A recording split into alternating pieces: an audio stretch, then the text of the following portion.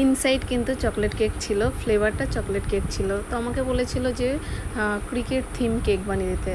এর আগে আমি ফুটবল থিম বানিয়েছি, ক্রিকেট ফার্স্ট টাইম, মানে আমার অর্ডার কখনো ক্রিকেট পড়েনি, ফুটবলে প্রচুর পড়েছে, তো সেইভাবে বানিয়েছি। তো মোটামুটি সেমি ফন্ডেন্টের কাজ করেছি, কটা উইকেট বানিয়ে দিয়েছি, দুপাশে তিনটে তিনটে, আর একটা জামা বানিয়ে দিয়েছি, যেটা হলো অবশ্যই কাস্টমার বলে দিয়েছিল যে বিরাট লিখবে, মানে বিরাটের হয়তো ফ্যান হবে, হয়তো বাচ্চা ছেলে।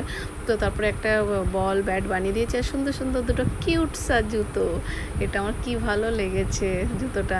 তো মোটামুটি এই দেখো পুরো কেকটা রেডি। তো নামটাও লিখে দিয়েছি, বিরাটের নাম্বারটাও লিখে দিয়েছি, মানে ওর যে জামার নাম্বারটা হয়।